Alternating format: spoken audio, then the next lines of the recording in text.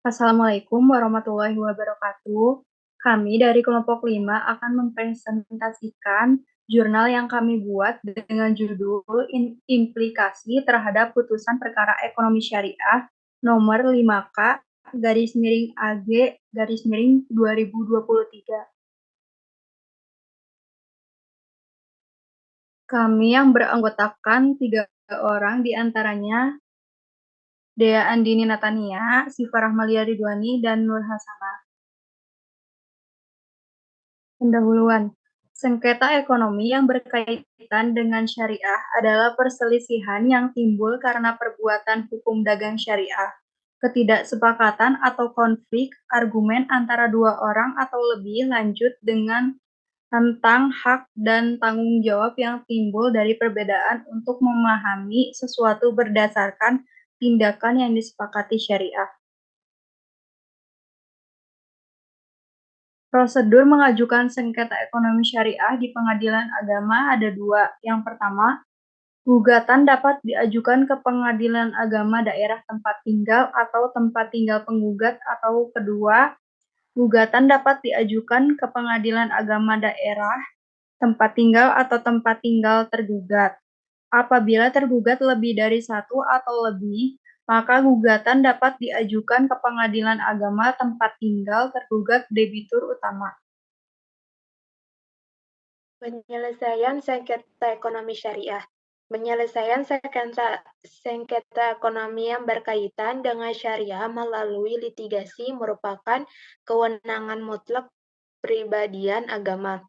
Sesuai dengan ketentuan pasal 49 Undang-Undang Nomor 3 Tahun 2006 yang pasal dan isinya tidak diubah dalam Undang-Undang Nomor 50 Tahun 2009 tentang perubahan kedua Undang-Undang Nomor 7 Tahun 1989 tentang peradilan agama yang berbunyi, pengadilan agama bertugas dan berwenang memeriksa, memutus, dan menyelesaikan perkara di tingkat pertama antara orang-orang yang beragama Islam di bidang perkawinan, waris, wasiat, hibah, wakaf, zakat, infak, sedekah, dan ekonomi syariah.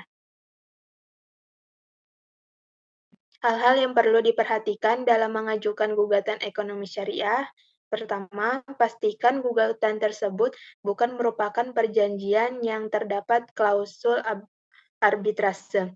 Klausul arbitrase ini memberikan kewenangan kepada lembaga arbitrase yang disebut dalam perjanjian untuk menyelesaikan sengketa ekonomi yang berkaitan dengan syariah, sehingga pengadilan agama tidak mempunyai yurisdiksi untuk menyelesaikan permasalahan tersebut. 2. Perhatikan kesepakatan di balik kemitraan tersebut. Hanya perselisihan ekonomi yang berkaitan dengan hukum syariah yang berada di bawah yurisdiksi pengadilan agama, sehingga sangat penting untuk memperhatikan perjanjian atau akad yang dibuat berdasarkan prinsip syariah. Putusan Mahkamah Agung nomor 5K garis miring AG garis miring 2023.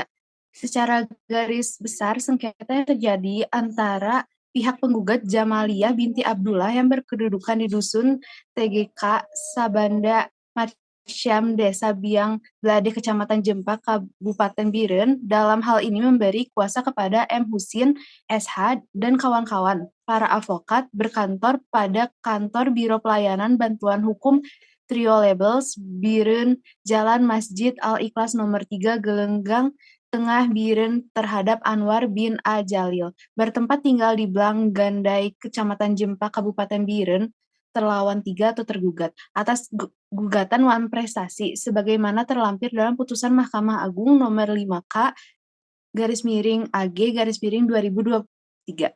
Bentuk wan prestasi yang dimaksud adalah tergugat adalah tidak membayar kewajibannya. Perkara gugatan. Yang pertama, perihal permohonan penggugat untuk membatalkan pelaksanaan putusan lelang dan pelepasan aset yang dijaminkan pada tanggal 10 Desember 2020. Kedua, perjanjian antara penggugat atau tergugat mengenai pembiayaan terlawan 1 tidak berlaku lagi karena telah ditandatangani akad baru yaitu Akad Hawalah wal Murabahah nomor 35 di Terlawan 3, sehingga pembayaran keuangan efektif dialihkan kepada Terlawan 3.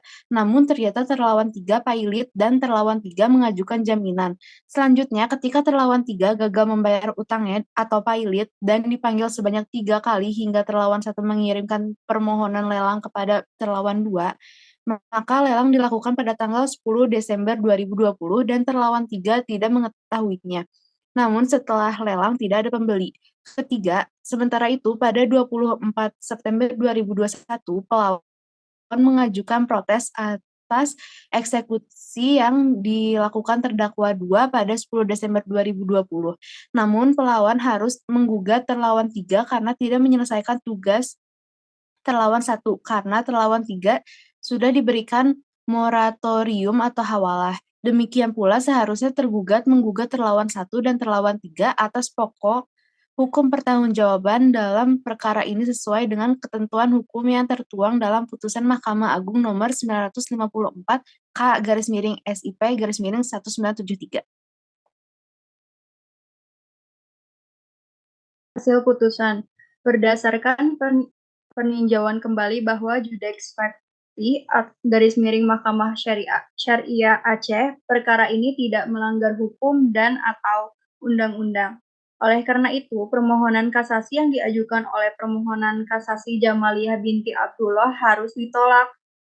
Oleh karena permohonan kasasi ditolak dan pihak yang mengajukan kasasi adalah pihak yang kalah, maka pihak yang mengajukan kasasi harus membayar biaya perkara sebesar Rp500.000 pada tingkat kasasi tersebut.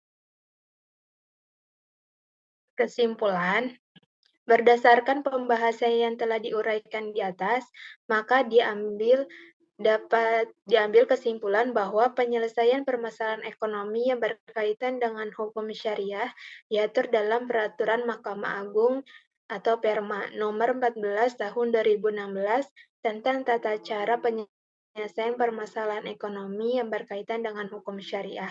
Perma ini bertujuan untuk memastikan pelaksana penyelesaian sengketa ekonomi berdasarkan hukum syariah yang lebih sederhana, cepat, dan lebih murah.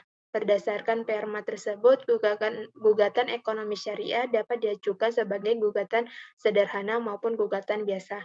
Hasil putusan perkara ekonomi syariah nomor 5K/2023 pada Senin tanggal 30 Januari 2023, hakim menyatakan bahwa Mahkamah Agung Aceh dalam perkara ini tidak melanggar hukum dan undang-undang.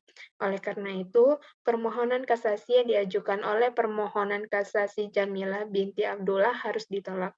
Oleh karena itu, permohonan kasasi ditolak dan pihak yang mengajukan kasasi harus membayar biaya perkara sebesar Rp500.000 pada tingkat kasasi tersebut. Sekian dari kelompok kami, mohon maaf bila ada kesalahan baik dari ucapan maupun sikap. Wassalamualaikum warahmatullahi wabarakatuh.